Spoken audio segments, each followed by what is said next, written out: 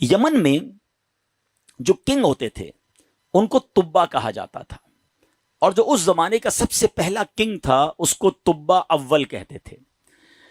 تبا اول بہت بڑا بادشاہ تھا، مسلمان تو تھا نہیں، ایمان تو لایا نہیں تھا، مگر تبا اول کا پلان یہ تھا کہ اس نے ایک بہت بڑا لشکر بنایا۔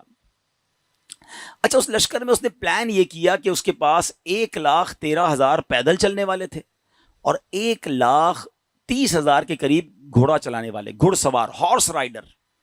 ٹرائی ٹو امیجن کتنا بڑا اس کا جلوس تھا، کتنا بڑا لشکر تھا۔ وہ اپنے پورے لشکر کو لے کر اس نے پوری دنیا کو ٹریول کرنے کا پلان کیا۔ اچھا، وہ جس شہر میں جاتا سارے شہر کے لوگ باہر آ جاتے، ڈر بھی جاتے، روب میں بھی آ جاتے کہ اتنا بڑا جلوس لے کر ہی آیا ہے، اس کا استقبال بھی کرتے، اور ہر شہر سے وہ 10 اسکالرز، ان کے 10 علماء اپنے ساتھ لے جاتا۔ اتنا لانگ ٹرپ ہو گیا کہ اس کے پاس 4,000 علماء ہو گئے۔ اب انڈرسٹینڈ کریں کہ کتنے شہروں میں وہ گیا ہوگا، 4,000 علماء جمع ہو گئے۔ اب وہ ٹریول کرتے کرتے کرتے مکہ پاک پہنچا۔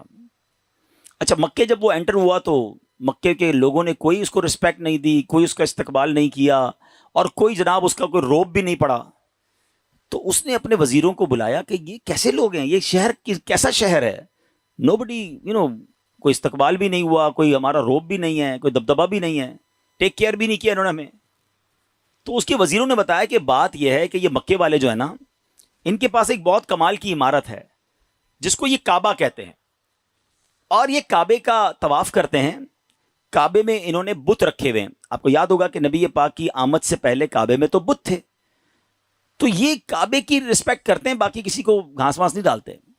تو بڑا کرو فر والا کنگ تھا، اتنا بڑا لشکر تھا، اس نے کہتا اچھا ایسی بات ہے تو میں کعبے کو ہی گرا دیتا ہوں، کعبہ ہی ڈیمولش ہو جائے گا تو یہ کس کا طواف کریں گے، پھر یہ سب میرے پاس آ جائیں گے۔ تو اس نے ابھی پلاننگ کی، صرف سوچا، رات اس کے سر میں سیویئر پین شروع ہو گیا، خطرناک قسم کا درد سر۔ اس کی آنکھوں سے، اس کے کان سے اور اس کے ناک سے پانی نکلنے لگا، اور وہ اتنا بدبودار پانی تھا کہ کوئی قریب بھی نہ بیٹھ سکے، اتنا پریشان۔ اچھا، لشکر میں ڈاکٹر بھی تھے، ڈاکٹر بلائے گئے، طبیب آئے، بڑے بڑے علاج کیے، کوئی فرق نہ پڑے، 2-3 دن نکل گئے، تکلیف ختم ہی نہ ہو۔ تو ایک جو ڈاکٹر تھا، جو سب سے بڑا ڈاکٹر تھا، اس نے کہا دیکھیں یہ معاملہ جو ہے نا، مجھے آپ کی بیماری کا نہیں لگ رہا، یہ کوئی آسمانی معاملہ ہے، آپ کسی عالم سے پوچھیے۔ تو انہوں نے اپنے لشکر میں جو سب سے بڑے عالم تھے ان کو بلایا کہ آپ چیک کریں معاملہ کیا ہے۔ تو انہوں نے کہا یہ بتاؤ کہ تم نے کوئی غلط خیال تو نہیں کیا اس شہر کے بارے میں، یہاں کے رہنے والوں کے بارے میں؟ اس نے کہا ہاں، میں نے تو پلان کیا تھا کہ کعبہ گرا دوں گا، یہاں کے مردوں کو قتل کر دوں گا، عورتوں اور بچوں کو قیدی بنا لوں گا۔ تو ان عالم دین نے کہا کہ نہیں، تم نے غلط کیا، تمہیں نہیں پتا کہ یہ کعبہ کیا ہے، اس کا مالک وہ خالق ہے، وہ مالک ہے کہ اگر اس کے بارے میں، کعبے کے بارے میں نیگیٹو سوچو گے تو برباد ہو جاؤ گے، فوراً توبہ کر لو ورنہ تم خود ہی برباد ہو جاؤ گے۔ کہا اچھا ایسی بات ہے۔ تبا نے توبہ کر لی، جیسے ہی توبہ کی تو اس کا سارا درد ختم ہو گیا، وہ فریش ہو گیا، اس کی طبیعت ٹھیک ہو گئی۔ تو اب اس نے دین ابراہیمی اختیار کر لیا، اللہ پر ایمان لایا، اور اس زمانے میں حضرت ابراہیم کا دین چل رہا تھا، ابھی نبی پاک تو آئے نہیں تھے، اس نے دین ابراہیمی ایکسیپٹ کیا اور اس نے اللہ پر ایمان لے آیا۔ اچھا، اب وہاں سے پھر لشکر آگے چلا، اور چلتے چلتے چلتے ایک ایسی بستی میں پہنچا جہاں کھجور کے درخت تھے، بڑی خوشگوار وادی تھی، اور وہاں انہوں نے پڑاؤ ڈالا۔ اچھا، اس لشکر میں جو علماء تھے انہوں نے اپنی کتابیں نکالی، ان کے پاس آسمانی کتابیں تھیں، وہ پڑھتے گئے اور کہنے لگے یہ تو وہی جگہ ہے جہاں ہماری کتابیں بتاتی ہیں جہاں اللہ کے آخری نبی ہجرت کر کے آئیں گے۔ یعنی اس کا مطلب وہ ڈھونڈتے ڈھونڈتے آج کے مدینے میں پہنچ گئے تھے، جس کو آج ہم مدینہ کہتے ہیں نا، یہ وہاں پہنچ گئے تھے۔ تو 400 علماء نے کہا کہ بھائی ہم تو یہ جگہ چھوڑ کے نہیں جائیں گے، پتہ نہیں کب نبی پاک آ جائیں، اب ہم نے یہیں ٹھہرنا ہے، اگر تبا رہنے دے گا تو ٹھیک ہے، بے شک ہماری بوٹی بوٹی کر دے، ہم نے یہ شہر چھوڑ کے نہیں جانا۔ اطلاع تبا کو بھی مل گئی، تبا نے بلایا علماء کو کہ کیا مسئلہ ہے؟ تو کہا دیکھیں حضرت، ہم نے اپنی کتابوں میں پڑھا ہے، ہمارا حساب کتاب بتاتا ہے کہ اللہ کے آخری نبی اسی بستی میں آئیں گے، ہم اس بستی کو چھوڑ کے نہیں جائیں گے، ہم ان کے خادم بن کر رہیں گے، ان کے امتی بنیں گے، ان پر ایمان لائیں گے۔ اچھا، تبا بھی 2-4 دن پہلے ہی یا کچھ دنوں پہلے ہی مکے کی تعظیم سمجھ چکا تھا، اللہ پر ایمان لا چکا تھا، تو اس نے کہا اچھا ایسی بات ہے تو میں بھی رک جاتا ہوں۔ اس نے کیا کیا، 400 علماء کے لیے 400 گھر بنائے، ان 400 علماء کی شادیاں کروائیں، ان کو خوب مال و دولت بھی دیا۔ 1 سال تبا خود بھی وہیں رہا، 1 سال کے بعد دیکھا کہ نبی پاک تو نہیں آئے، تو ابو طبا نے ایک کمال کا خط لکھا. سنیے گا پیارے اسلامی بھائیوں, یہ دنیا کا انوکھا خط ہے کہ اس کے لیے لکھا جا رہا ہے جو ابھی دنیا میں آئے نہیں ہیں. اور کس عشق والی زبان میں طبا بادشاہ نے وہ خط لکھا. اس نے لکھا کہ اس اللہ کے نام سے شروع جو عالمین کا رب ہے.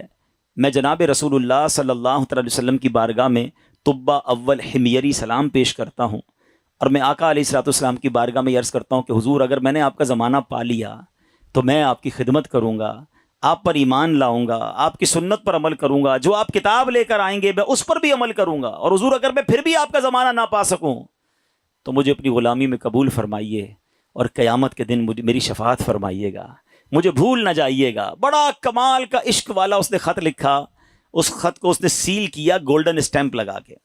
اچھا, ایک اور مکان بنایا اس نے, اور جو اس وقت کے سب سے بڑے عالم تھے ان کو وہ لیٹر بھی دیا, اور کہا جب آپ نبی پاک سے اگر آپ کی ملاقات ہو جائے نا تو میرا خط انہیں دیجیے گا, یہ مکان بھی انہیں گفٹ کر دیجیے گا, اور اگر نہ ہو تو آپ اپنے بچے کو کہیے گا, آپ کا انتقال ہونے لگے تو اس کو یہ لیٹر دیجیے گا, اس کو کہیے گا وہ اپنی اولاد کو دے, تاکہ کسی طرح یہ خط جناب آخری نبی صلی اللہ تعالی علیہ وسلم تک پہنچ جائے. یہ کیسا عشق ہے. اب ذرا سنیے گا. طبا اول حمیری کا بعد میں وہ مدینے سے آگے گیا اور جا کے اس کا انتقال ہو گیا. آفٹر 1000 years, 1000 سال بعد 12 ربیع الاول والے دن مکہ مکرمہ میں نبی پاک کی ولادت ہوتی ہے, آقا کی تشریف آوری ہوتی ہے. نبی پاک 53 سال مکے میں گزارتے ہیں, اور اس دوران حضرت مصعب بن عمیر صحابی رسول ہیں, ان کو پیارے آقا مدینے بھیجتے ہیں کہ وہاں جا کے اسلام کی دعوت دو. مدینے میں تو فوراً اسلام پھیلنا شروع ہو گیا. علماء کہتے ہیں جو اتنی تیزی سے اسلام مدینے میں پھیلا نا, اس کی بڑی وجہ یہ تھی جو یہ انصار صحابہ تھے نا. مدینے والوں کو کیا کہتے ہیں؟ انصار. مکے والے کو کیا کہتے ہیں؟ مہاجرین.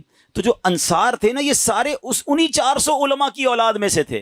they were waiting from last 1000 years for رسول پاک علیہ الصلوۃ والسلام. یہ تو 1000 سال سے انتظار کر رہے تھے. جیسے ہی حضرت مصعب بن عمیر پہنچے, دیگر مبلغین پہنچے, اللہ کے رسول کی باتیں بتائیں, اسلام کی باتیں بتائیں, دھڑا دھڑ لوگ اسلام قبول کرنے لگ گئے. اچھا, اب قبیلے کے لوگ بیٹھے کہ آخری نبی تو آ گئے ہیں مکے میں, ہمارے پاس ایک لیٹر ہے, اب وہ پہنچانا ہے انہیں. انہوں نے مشورہ کر کے, ایک صحابی تھے ان کا نام تھا حضرت ابو لیلہ انصاری رحمت رضی اللہ تعالیٰ, ان کو کہا کہ آپ جائیے, جا کے مکے میں نبی پاک کو یہ خط دے کر آئیے. ان صحابی نے ٹریول کیا.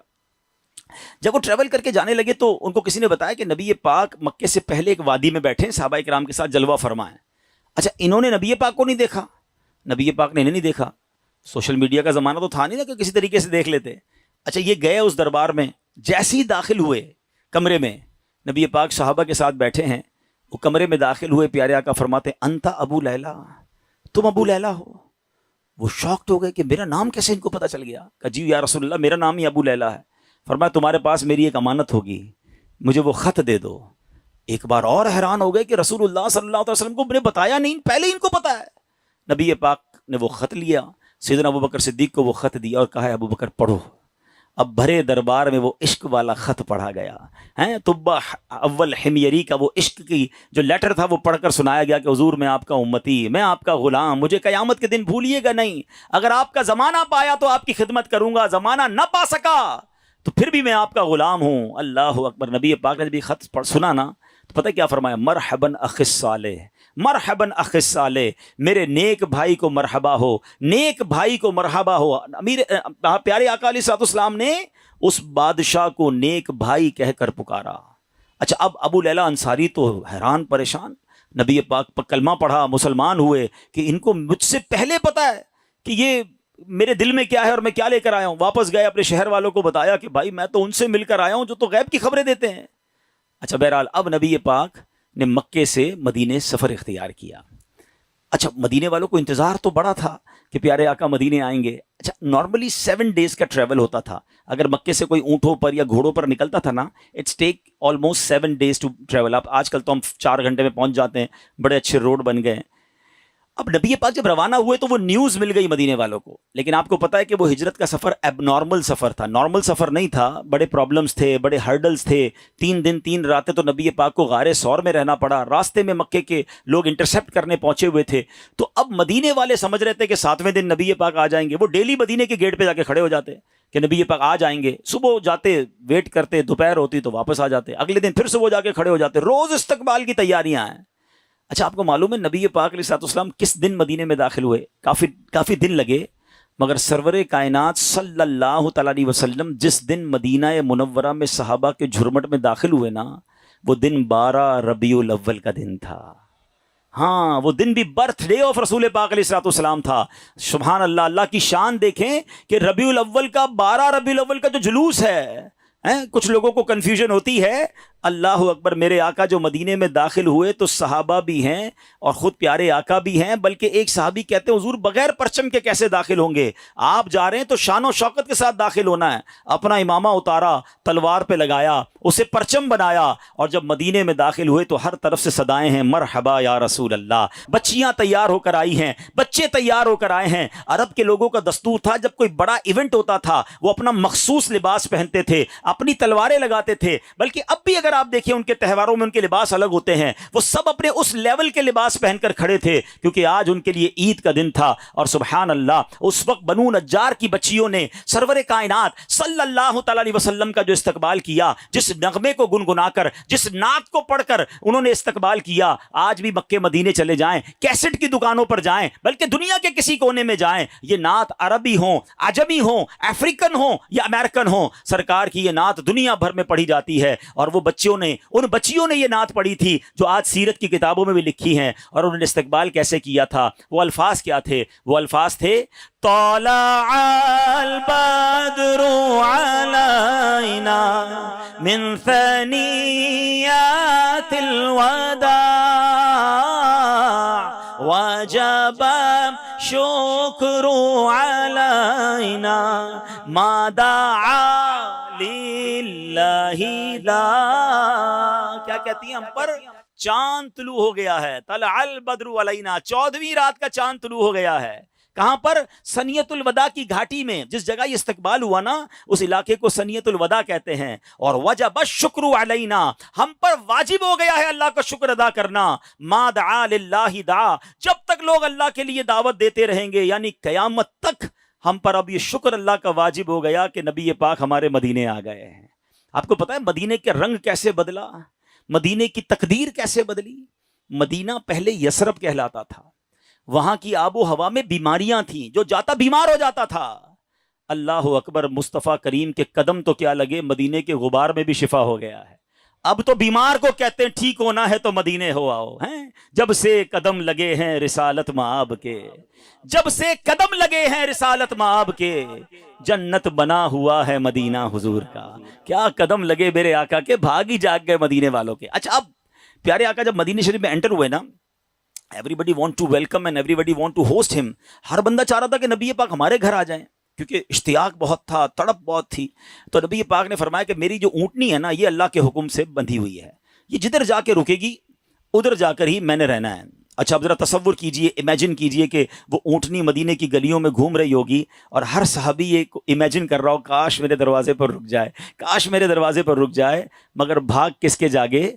سیدنا ابو ایوب انصاری رضی اللہ تعالیٰ عنہ، کہ وہ اونٹنی جو ہے ان کے دروازے پر جا کے رکی۔ اچھا اب ایک اور امیزنگ بات شاید بہت ساروں کو پہلی بار پتہ چلے گی، حضرت ابو ایوب انصاری رضی اللہ تعالیٰ عنہ کا ایک لقب ہے، ہم سب کہتے ہیں میزبان رسول، ٹھیک ہے نا، لیکن شاید لوگوں کو نہیں پتا کہ حضرت ابو ایوب انصاری اسی عالم دین کی اولاد سے ہیں کہ جن کو طبہ اول نے لیٹر دیا تھا، جو سب سے بڑے عالم تھے نا، یہ انہی کی اولاد میں سے ہیں۔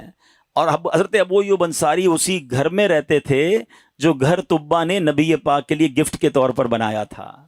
گویا مطلب یہ بنا کہ یہ گھر نبی پاک کا ہی تھا، حضرت ابو ایوب انصاری اس کو ٹیک کیئر کر رہے تھے۔ آقا کسی کے مہمان نہ بنے، بلکہ سچی بات یہ ہے کہ میزبان نبی پاک تھے، مہمان ابو ایوب انصاری تھے۔ اور یہ کیسے ہو سکتا ہے کہ نبی پاک جن کے صدقے یہ کائنات بنی ہے؟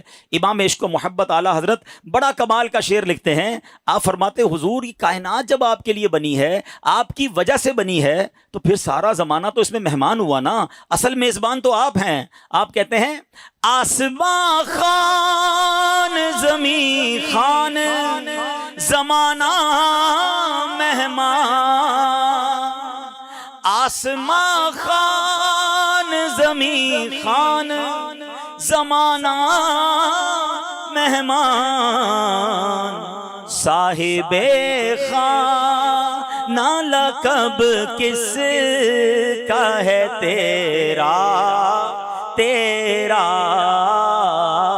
صاحب خواہ، نالا کب کس کا ہے تیرا۔